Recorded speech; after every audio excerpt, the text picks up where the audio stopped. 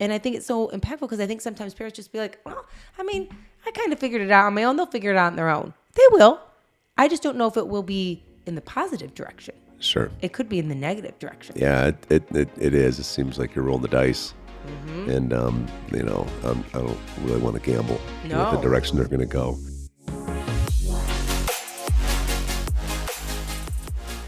Hello, everyone. We are Greg and Jacquie Francis, and welcome to High Performance Parenting, where our passionate goal is to encourage you to raise champion children in a crazy world. Every week, we will bring you multiple episodes from our extensive experience of raising our six happy, healthy, successful, godly kids who are confidently equipped to win big in life. We deeply believe that any parent who is provided with the right knowledge and continual support can raise amazing kids. And when they do, all of our futures get better. If raising up future generations of absolute champions matters to you as much as it does to us, here's how you can contribute. Like and share this podcast with everyone you know. And together, let's embrace this journey of raising champion kids in a crazy world.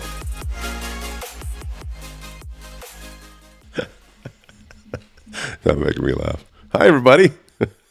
Jackie's busting her jokes out again. No.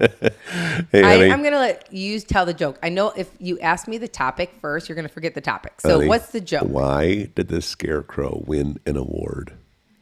I have no idea. Because he was outstanding in his field. I think you need to save that one for the fall season. You love him. I wonder if everybody else is waiting like on the you edge do? of their seats. Like you do every day? time they turn on our podcast, praying and hoping you're on for a dad joke. All the dads are like, that's a good one right there. I don't know. I've heard from a lot of moms. They're like, you're really funny no matter what Jackie says. You're really funny. No matter what Jackie says. Oh, my. Yep. No. All right. Now you can tell me the topic. Okay. Let's do this thing. I can't take you serious today. I don't know if you really want to talk about it or if you have another dad joke coming out of you next. Okay, so today I'm actually very excited about talking about this. I think we're always excited about talking about things, mainly because we're so passionate about what we do. It was so interesting because I was talking with some ladies, I don't know, maybe a week or so ago, and they were like, how did you really get on the topic of, parenting? And I said, it's really interesting because it was on my husband's heart always to help men. You've always had on your heart. I'll let you kind of explain it on your own at some point. But a lot of it came from you just didn't have an example growing up. And so you have always wanted to help other men have kind of what you didn't have growing up. Yeah, that's true. I mean, it's I don't know.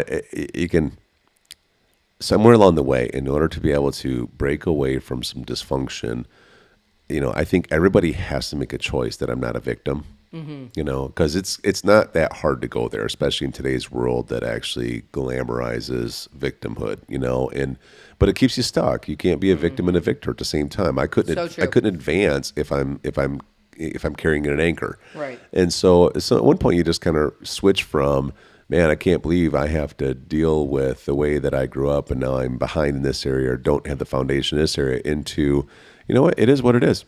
And how can I grow? How can I start developing? How can I start winning? And so, but as I started trying to do that, I was kind of, I don't know, I was a little bit discouraged, I would say, maybe surprised even at how when you start trying to grow, the lack of availability of people to help you do it, that could really help you. And I don't think it's a bad thing. I just think the people who are probably the best in certain areas that they're the best at, that I could use as mentors, are really busy mentoring other people, like their own families and other things like that. And so I just wanted to start creating projects for people that were like me, not necessarily as a commercial where, hey, I want to try to get you to want to grow. More like, where are the people who already have made the decision they want to grow? And here's the platform or the community you can be part of in order to actually fill that gap for you, So, sorry, it's a long commercial about it. No, I think it's great. In fact, the more I think about it, because it was such a desire on your heart, especially when our kids were younger, even beforehand, I would say, you just always felt this love from the fact that if we can just help men better understand kind of the opportunity they have then by default, I mean, their marriages can be better. Their parenting can be better. Like, they can be better themselves. Yeah. And they can feel more strength, right? Yeah. And I think because of that, it's always been on your heart. So then along the way, when, we started coaching and helping and developing people, you couldn't help but to keep it flowing. Like, you would keep teaching it, regardless of anything else. And then along the way, I would help other women, help develop themselves, because I feel like all women also feel like in today's world, they need to be loved, seen, and impacted to be able to help others, right? And in their own marriage and in their parenting. And even the whole parenting idea was kind of hard for me at the beginning, just because it's overwhelming. Like, we've talked about on several of our episodes, just how overwhelming being a new parent is, but especially as a woman, it changes everything about your life, So when that came about, you and I were always passionate, but then somehow along the way, as we would do these kind of things, you'd be teaching men how to be, the impact player that God created them to be. I'd be teaching women, and really moms eventually too, how, how they really are so important for the family unit. People kept asking us about parenting. They would see the fruit of what we had. Yeah. Like, we'd be talking about one thing and they'd be like, so that's amazing, but how did you raise such great kids? Yeah. And we were like, well, we can give you a book resource. We read the book and we got on the same page with it. Oh, okay. And then they'd come back and be like, oh, but then how do you teach them to do that? And how do they become so confident? We'd be like, we can go to the source, the word, but what we really did was start applying everything that we learned for ourselves into our kids at young ages, at very young ages. That's true.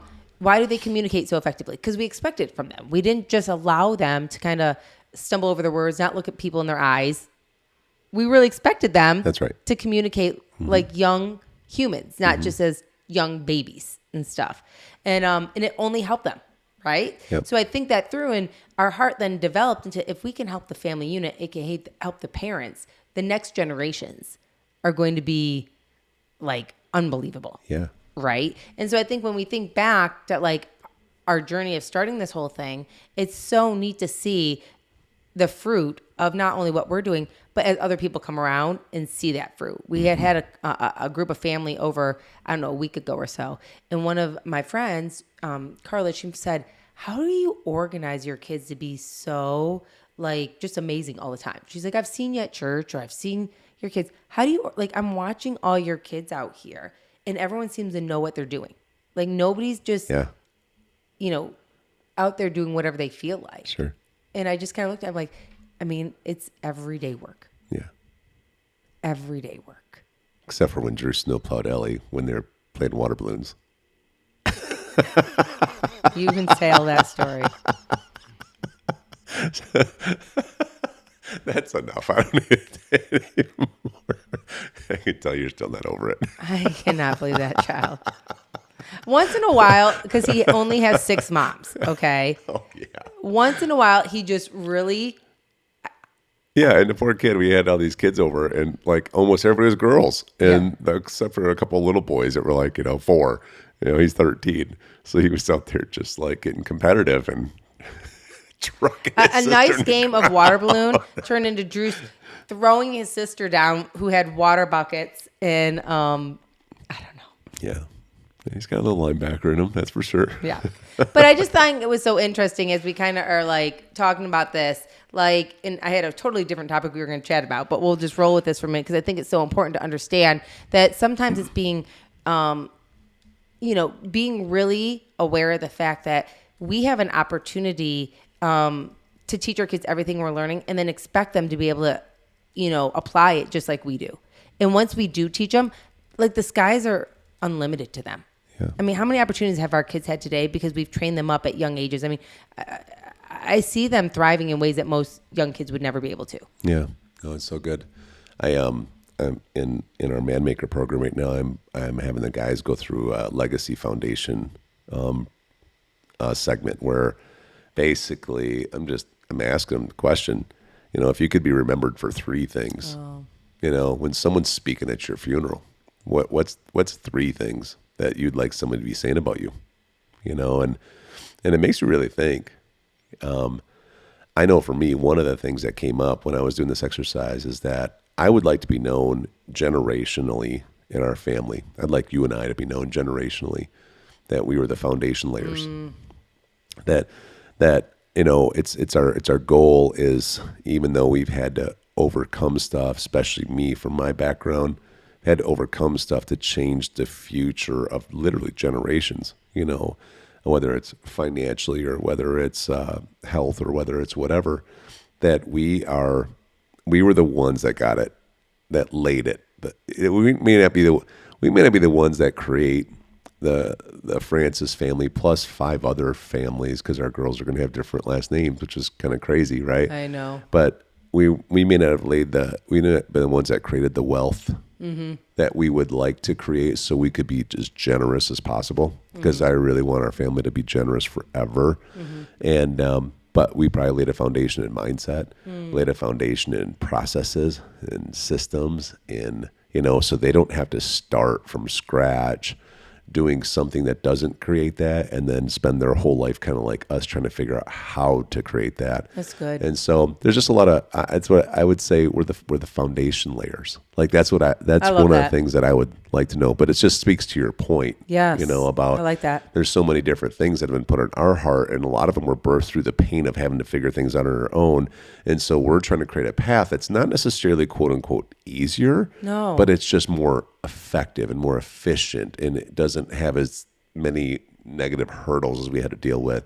And so, I agree with you. That's good. I was literally talking to the girls the other day. I had given space for them to ask me questions, and they were in the gym with me working out, and one of them asked me, she's like, how come like when you were going through grade school and high school, you didn't continue playing sports at a high level, Mom? You're so competitive, like, and you're actually really good at sports. Why didn't you do it at a high level more?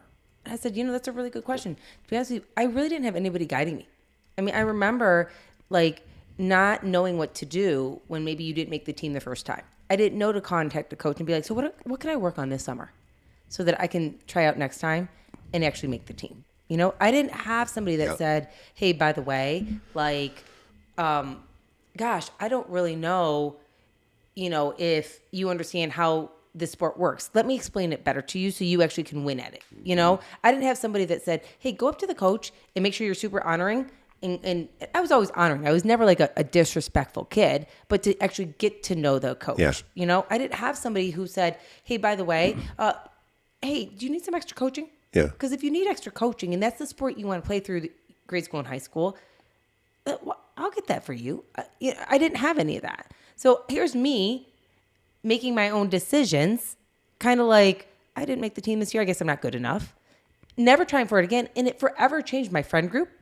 Yeah. It forever changed even what I did with my grades. It forever changed what I did for college or whatever. It changed my whole mindset where I had to learn this for myself as an adult. So I was already behind. Yeah.